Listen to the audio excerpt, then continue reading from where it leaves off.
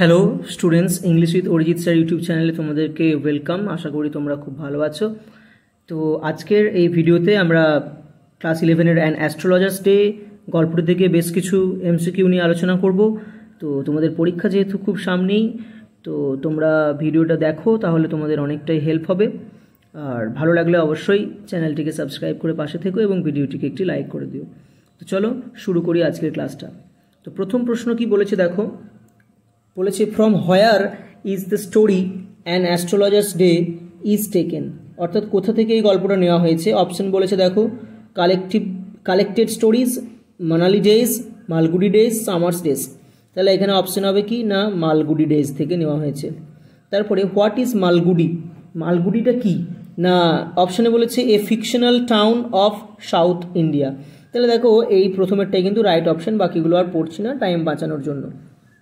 তারপরে কি বলেছে তিনেরটাতে, an astrologer is a person who, astrologers হলেন সেই ব্যক্তি যিনি কি করেন, সেভ আস ফ্রম ডেঞ্জার, আমাদেরকে বিপদ থেকে রক্ষা করেন, studies with planets and stars, যিনি গ্রহ নক্ষত্র নিয়ে পড়াশোনা করেন, নাকি foretells what is going to happen in our life, আমাদের জীবনে কি ঘটতে চলেছে সেটা বলে দেন। তাহলে এইটা হবে সিএরটা হবে কারেক্ট আনসার। এবারে বিএডটায় যেটা বলেছিল এটা হচ্ছে অ্যাস্ট্রোনমার, যারা গ্রহ নক্ষত্র নিয়ে পড়াশোনা করে তাদেরকে বলা হয় অ্যাস্ট্রোনমার, আর যারা আমাদের ভবিষ্যৎ বলে দেন তারা হচ্ছেন অ্যাস্ট্রোলজার। ঠিক আছে, চারেরটা কি বলেছে, the astrologer started his business, astrologer তার ব্যবসাটা শুরু করতেন কখন, ইন দ্য মর্নিং সকালে, ইন দ্য আফটারনুন বিকেলে, ইন দ্য ইভিনিং সন্ধেই, নাকি অ্যাট নুন দুপুরে। তাহলে আমাদের বইয়েতে কিন্তু অ্যাকচুয়ালি বলা আছে অ্যাট মিড ডে, অর্থাৎ মধ্যাহ্নের সময়। তাহলে সেই হিসেবে আমরা এখানে ডি এর আনসারটা নিতে পারি অ্যাট নুন। ঠিক আছে, যদিও অ্যাকচুয়ালি আনসারটা হবে কিন্তু মিড ডের সময়, মধ্যাহ্নের সময়। পাঁচেরটা, how many cowrie shells did the astrologers have, অ্যাস্ট্রোলজারের কাছে কতগুলো কড়ি ছিল, 3, 6, 12 নাকি 16। তাহলে 1 ডজন বলা ছিল, তাহলে 1 ডজন অর্থাৎ 12টা, তাহলে হবে 12। তারপরে ছয়েরটা কি বলেছে দেখো, which of the following does not include his professional equipments, অ্যাস্ট্রোলজারের যে সমস্ত জিনিসপত্রগুলো ছিল, ইকুইপমেন্টসগুলো ছিল, তার মধ্যে কোনটা ছিল না, কাউরি সেলস এটা ছিল অর্থাৎ কড়ি ছিল, হিউম্যান স্কাল দেখো তার ইকুইপমেন্টসের মধ্যে কোনো মানুষের খুলি ছিল না, মাথার খুলি, তাহলে এটা হবে কিন্তু রাইট অপশন। তারপরে সাতেরটা কি বলেছে দেখো, বলেছে a square piece of obscure mystic chart, what does obscure means, obscure কথাটার মানে কি, দুর্বোধ্য, রিডান্ডেন্ট নয়, ভেগ, ভেগ মানে অস্পষ্ট, অ্যান্ড আনডিসাইফারেবল এটার মানেও হচ্ছে দুর্বোধ্য। আর ডিএতে বলেছে বোথ বি অ্যান্ড সি, অর্থাৎ এখানে রাইট অপশন হবে ডিএটা, both B and C. Vague এবং আনডিসাইফারেবলটা হচ্ছে অবস্কিওরের মানে।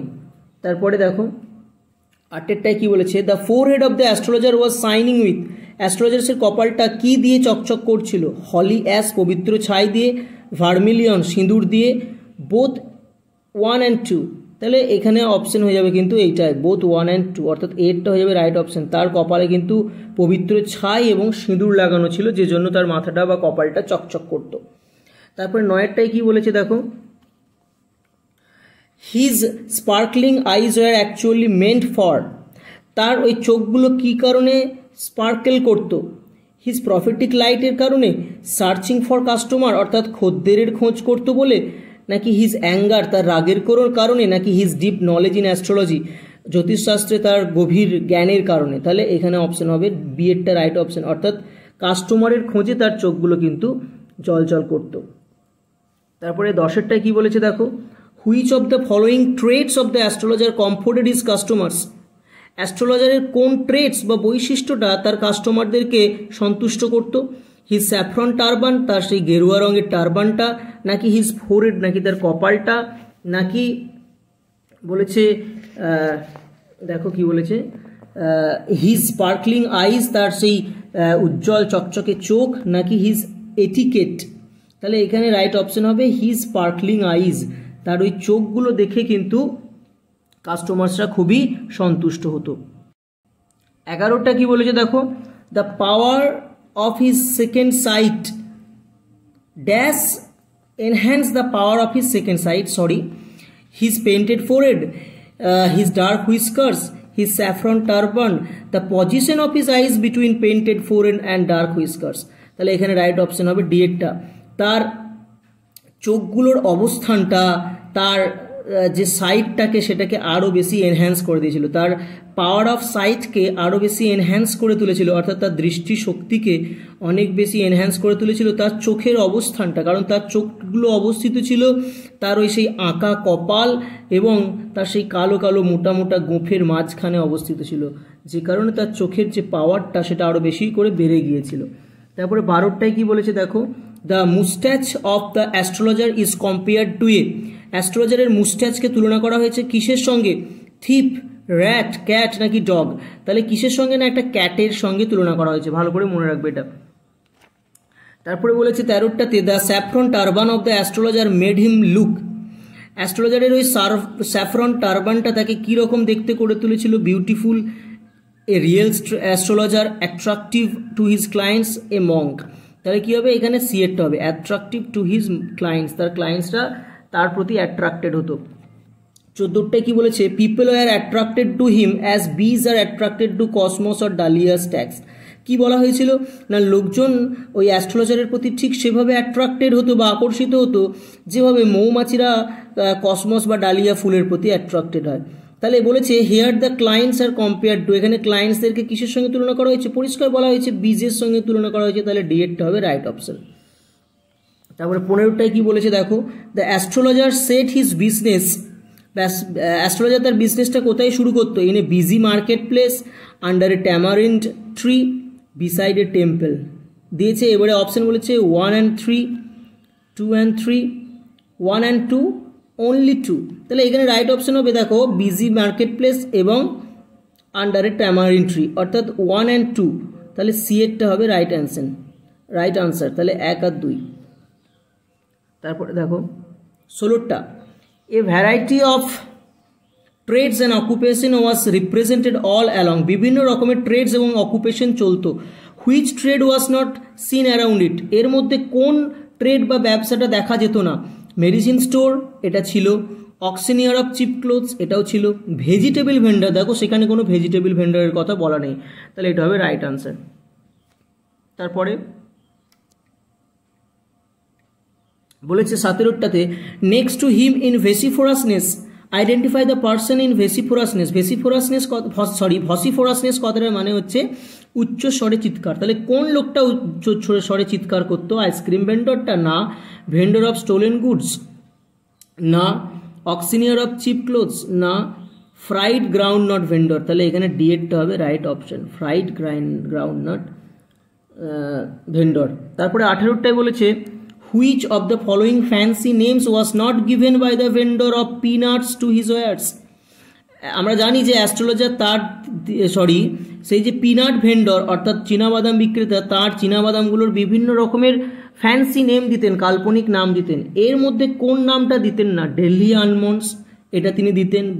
দেখো এই বিয়েরটা বোম্বে রোল, তিনি কিন্তু তার চীনাবাদামকে কখনোই বোম্বে রোল বলতেন না, তাহলে এটা হবে রাইট অপশন। তারপরে দেখো 19টাই কি বলেছে, what is Bombay ice cream in reality, এখানে অ্যাকচুয়ালি বোম্বে আইসক্রিম বলতে কি বোঝানো হয়েছে, এ কোন ice cream made in Bombay, chocolate ice cream, fried groundnut নাকি আমন্ড আইসক্রিম, তাহলে এখানে ফ্রাইড গ্রাউন্ডনাটসগুলোকে বলা হয়েছে বোম্বে আইসক্রিম।